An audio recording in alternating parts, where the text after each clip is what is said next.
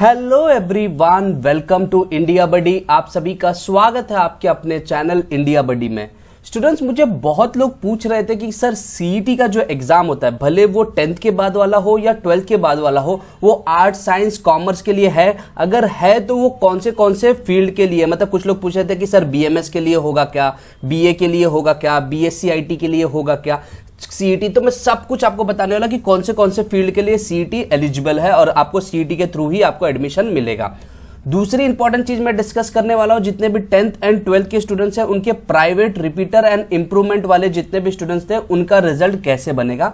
And तीसरी चीज मैं डिस्कस करने वाला हूं कि मुझे बहुत लोगों ने कमेंट में लिखा था कि सर हमको बहुत सारे कॉलेजेस से फोन आ रहे हैं कि आप एडमिशन के लिए आ जाइए। तो वो बोले कि सर अगर सीईटी से एडमिशन होने वाला है या 10th के रिजल्ट के बेस पे एडमिशन होने वाला है या 12th वाले हैं तो 12th के रिजल्ट के बेस पे, तो फिर ये कॉलेजेस फोन करके क्यों बुला रहे हैं? मैं वो सब कुछ आपको बताने वाला हूं। अगर आपको लगता है कि आपके मन में भी यही सारे क्वेश्चंस थे तो आप इस वीडियो को लास्ट तक देखिए। एंड अगर आपको लगता है कि नहीं, आपको इनसे आंसर से कोई भी आपको जरूरत नहीं है, तो आप इस वीडियो को उनको शेयर कर दीजिए जिनको एक्चुअल इस क्वेश्चंस के आंसर की जरूरत है। तो चलिए अब हम डिटेल में देखते हैं, एक एक देखेंगे। तो सबसे पहले हम देखने वाले हैं कि सीईटी वर्सेस कोर्सेज, मतलब कौन से एग्जाम के लिए आपको सीईटी देना और कौन से के लिए सिर्फ डायरेक्ट आपके रिजल्ट के ऊपर ही आपका एडमिशन हो जाएगा। मैं 10th एंड 12th दोनों के बारे में बात कर रहा हूं। तो सबसे पहले मैं थोड़ा 10th वाले लोगों को बता दूं। 10th के जितने भी स्टूडेंट हैं उनके लिए मैं बता दूं, आपको आर्ट्स लेना है या साइंस लेना है या कॉमर्स लेना है, आप सभी के लिए सीईटी का पेपर होगा। ठीक है। कुछ लोग बोलेंगे सर अगर हम सीईटी नहीं देते हैं, कंपलसरी नहीं है सीईटी। हाँ, सीईटी कंपलसरी नहीं है, लेकिन अगर आप नहीं दोगे तो जो लोगों ने सीईटी दिया है पहले उनका एडमिशन होगा, बाद में आपका एडमिशन होगा। तो ये भी एक चीज मैं बता रहा हूं। तो सीट्स भरने के भी चांसेस बहुत ज्यादा है। सीईटी में कोई भी फेल नहीं होता। अगर आपको 1 मार्क्स भी मिला है फिर भी आपको एडमिशन मिल जाएगा किसी ना किसी कॉलेज में। तो मेरा ऐसा ओपिनियन है कि जितने भी 10 के स्टूडेंट्स हैं आप सीईटी दे दीजिए। डिस्क्रिप्शन में आपको सीईटी रिलेटेड बहुत सारे वीडियोस मिल जाएंगे, आपको टेंशन लेने की जरूरत नहीं है। अब दूसरा हम बात करने वाले कि 12th स्टैंडर्ड के स्टूडेंट्स के लिए उनका सबसे ज्यादा, खासकर आर्ट्स कॉमर्स साइंस वाले लोग ये सोच रहे थे कि सर कहां पे सीईटी देना है, किसके लिए सीईटी नहीं देना। मुझे बहुत ज्यादा कमेंट्स आ रहे थे, सर इसके लिए सीईटी है कि नहीं, इसके लिए है कि नहीं। मैं सब आपके सामने लेके आया। तो चलिए अब हम डिटेल में पूरी अच्छी तरीके से देखते हैं 12th स्टैंडर्ड के लिए। सो स्टूडेंट्स, अगर आप देखोगे ये सीईटी सेल की साइट है, इसके बारे में मैं पूरा आपको बता देता हूं। अब इसमें देखिए कौन से एग्जाम के लिए सीईटी होता है। तो पहले तो किसका रजिस्ट्रेशन स्टार्ट हुआ वो मैं आपको बता दूं। तो रजिस्ट्रेशन जो स्टूडेंट स्टार्ट हुआ, देखिए ये आपको मालूम होगा, ये एक पीडीएफ आ चुका था जिसको मैंने बहुत अच्छे से बताया था। तो रजिस्ट्रेशन किसका चालू हुआ? Admission to 1st year to 4th year, मतलब जितने भी इंजीनियरिंग एंड जो टेक्नोलॉजी रिलेटेड जो भी है, मतलब इंजीनियरिंग फील्ड के एंड फार्मेसी का रजिस्ट्रेशन स्टार्ट हो गया है उनके सीईटी के लिए। साथ ही साथ फार्म डी वाले लोगों के लिए भी स्टार्ट हो गया है। तो ये 2 लोगों का स्टार्ट हो चुका है, इंजीनियरिंग एंड फार्मेसी का। नेक्स्ट जो सीईटी होने वाला है, सीईटी किसके लिए होता है? बीएससी ऑनर अगर कोई एग्रीकल्चर से कर रहा है, बीएससी ऑनर अगर कोई हॉर्टिकल्चर कर रहा है, बीएससी ऑनर अगर कोई फॉरेस्ट्री कर रहा है, बीएससी ऑनर अगर कम्युनिटी साइंस में कर रहा है, बीटेक एग्रीकल्चर इंजीनियरिंग के लिए, बीटेक फूड टेक्नोलॉजी के लिए, बीटेक बायोटेक्नोलॉजी के लिए, बीएफएस साइंस फिशरीज साइंस के लिए, BSc honour agri business management, अगर कोई इस सभी के लिए करना चाहता तो उनको सीईटी देना पड़ेगा। एंड इनके रजिस्ट्रेशन स्टार्ट हो चुके हैं। अब कुछ लोग कहेंगे कि सर बाकी सबका किसके लिए सीईटी हो सकता है? तो ये देखिए, ये ऑफिशियली सीईटी ने भी रिलीज किया था कि जो 8 कोर्सेस है जिसके लिए सीईटी होगी। तो पहला कोर्सेस क्या है कि MAH, basically this is for Maharashtra. BEd and MEd के लिए भी आपकी सीईटी होती है, उसका रिक्वायरमेंट दिया है। साथ ही साथ LLB 3 इयर्स के लिए भी सीईटी होती है, उसका भी रिक्वायरमेंट दिया है।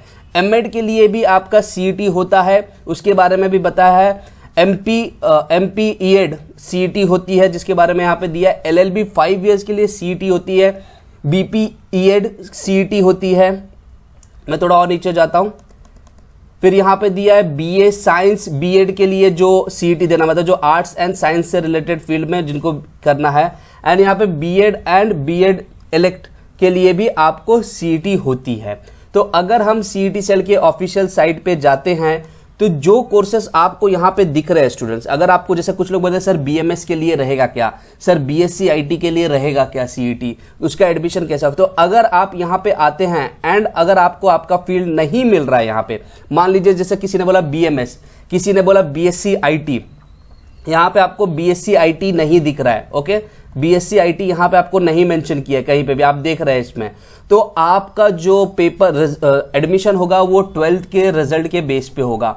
अगर जो फील्ड आप ढूंढ रहे हो और वो चीज यहाँ पे दिख रही है आपको, तो आपका सीईटी के बेस पे होने वाला है। तो एक चीज मैं आपको बहुत ज्यादा क्लियर कर दिया हूं। अब कुछ लोग कहेंगे कि सर सिलेबस क्या हाँ होगी, सिलेबस देखिए आपके सामने ही है, यहाँ पे आप अपने अपने पीडीएफ पे क्लिक कीजिए, जो भी चीज के लिए आपको सिलेबस मिल जाएगा। तो ये तो हुआ सबसे पहले सीईटी का। जो एमएसटी सीईटी के स्टूडेंट्स बहुत ज्यादा 12th वाले परेशान थे कि सर क्या करना है, कैसे करना है, सब कुछ मैंने आपको बता दिया। ऑफिशियल साइट पे आपको सब कुछ मिल जाएगा। कुछ लोग कहेंगे कि सर कहाँ पे ये सारे पीडीएफ जो मैंने दिखाए कहाँ पे मिलते हैं, ये सब आपको अगर आप जाके देखोगे वहाँ पे जो इंपॉर्टेंट डेटास है वहाँ पे डाउनलोड्स जो है उसमें आपको ये अवेलेबल है, तो आपको टेंशन लेने की जरूरत नहीं है। अब स्टूडेंट्स हम बात करने वाले जो तीसरा सबसे इंपॉर्टेंट क्वेश्चन जो कई लोग पूछ रहे थे मुझको कि सर हमको कॉलेज फोन कर रहा है, बोला जा रहा है एडमिशन तो 10th के रिजल्ट के बाद या सीईटी के बेस पे होगा या 12th के बाद या 12th का जो सीईटी होगा, तो कॉलेजेस हमको फोन क्यों कर रहा है। मैं सब कुछ आपको वो चीज बताने वाला हूँ। सो स्टूडेंट्स फिर इसमें देख ही लेते कि क्या था हमारा third point, why colleges calling for admission. यहाँ पे लोगों ने पूछा एडमिशन के लिए क्यों फोन आ रहे हैं। देखिए मैं आपको बताता हूँ, लास्ट ईयर प्रॉब्लम क्या हो गया था कि बहुत सारे कॉलेजेस ऐसे थे कि बिकॉज ऑफ कोविड-19 में लोगों ने एडमिशन लेना, सीईटी कम दिया तो लोगों ने एडमिशन लेना ही कम कर दिया, ठीक है, सीट्स बहुत खाली हो गए। तो ये वो कॉलेजेस कॉल करते रहेंगे कि जिनको बेसिकली सीट्स में अक्सर उनकी सीट्स फुल नहीं होती। तो यहाँ पे होता क्या कि कुछ अच्छे कॉलेजेस भी अगर आपको फोन कर रहे हैं तो वो अपना मैनेजमेंट का सीट्स भर रहे हैं ताकि जो पैसे वाली सीट्स। एंड अब मैं आपको बताता हूँ कि होता कैसे है। मान लीजिए उनके पास 600 सीट्स है टोटल, ठीक है। अब उनको मालूम है ये 600 सीट्स हम कैप राउंड के थ्रू, मतलब सीईटी के बाद हम इनका एडमिशन कराने वाले थे, या 10th या 12th के बाद का जो भी, मतलब जिस तरीके से उनका एडमिशन प्रोसेस था वो करेंगे। लेकिन अब सब चीज डिले हो रही है, ओके। तो वो क्या करते हैं ना, वो स्टूडेंट्स को फोन करते हैं कि आप आ जाओ हमारे यहाँ पे एडमिशन ले लो, क्योंकि उनको मालूम है कि इस साल भी बच्चे कम ही अटेंड करने वाले हैं, तो मेजॉरिटी बच्चों को अच्छा कॉलेज मिलेगा। तो एक बार अगर उनको अच्छा कॉलेज मिल गया तो हमारे कॉलेज में नहीं आएंगे, तो वो आपको क्या बोलते हैं कि थोड़ी सी एडवांस फीस भर दो और आप यहाँ पे एडमिशन ले सकते हो। तो होगा कि आपके डॉक्यूमेंट्स, एडवांस फीस वो सब लेके रख लेंगे, बाद में आपको छोड़ना भी पड़ेगा तो आप उस कॉलेज को नहीं छोड़ सकते, आपको पूरी फीस भर के जानी पड़ेगी।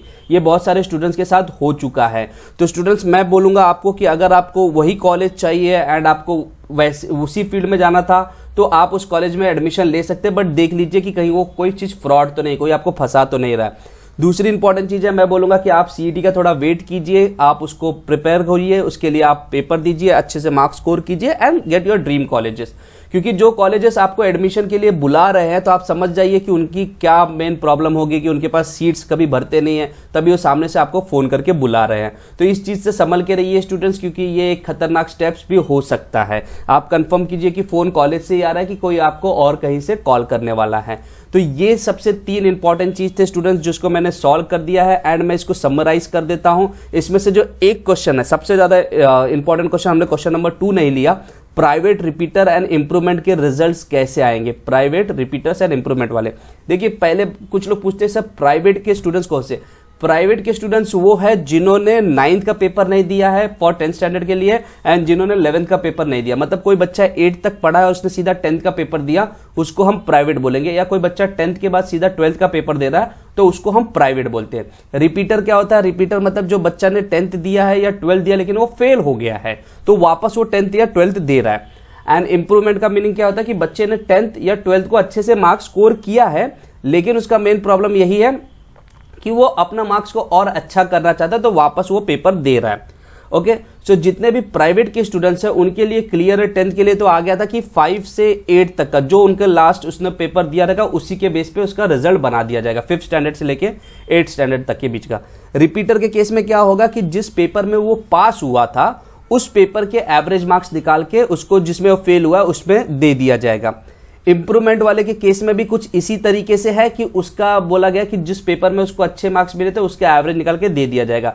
सो रिपीटर्स में ऐसा भी हो सकता है कि अगर आप किसी स्कूल से एसोसिएटेड हो या कॉलेज से, मतलब आपने कहीं से फॉर्म से भरा है तो अगर आपने कॉलेज में कहीं पे पेपर दिया या स्कूल में कोई पेपर दिया तो उसके मार्क्स भी लिए जाएंगे, लेकिन इंप्रूवमेंट के लिए जो पेपर्स उसके अच्छे गए थे, जिसके लिए उसने इंप्रूवमेंट नहीं भरा है, उसके बेस पे मार्क्स निकाल के जिस पेपर के लिए इंप्रूवमेंट भरा है उसमें दे दिया जाएगा। तो आई होप स्टूडेंट्स आपको ये सारी चीजें समझ में आई हैं, एंड प्लीज चैनल को आप सब्सक्राइब करके रखिए एंड वीडियो को शेयर करके रखिए, क्योंकि ये इंडिया बडी है, यहाँ पे no time pass, only information आपको मिलने वाला है। एंड प्लीज डिस्क्रिप्शन में दिए हुए लिंक्स भी देख लीजिए, आपके लिए बहुत ज्यादा इंपॉर्टेंट चीज है। जितने भी 10th के स्टूडेंट्स हैं उनको मैं बता दूं कि आज रात को 8 बजे आपका ज्योग्राफी का पहला सीईटी का टेस्ट आने वाला है, तो आप प्रिपेयर्ड रहना। अभी तक अगर आपने पढ़ाई नहीं किया तो डिस्क्रिप्शन में लिंक दिया ज्योग्राफी का, आप पढ़ सकते हैं। So thank you very much for watching India buddy. जय हिंद, जय महाराष्ट्र।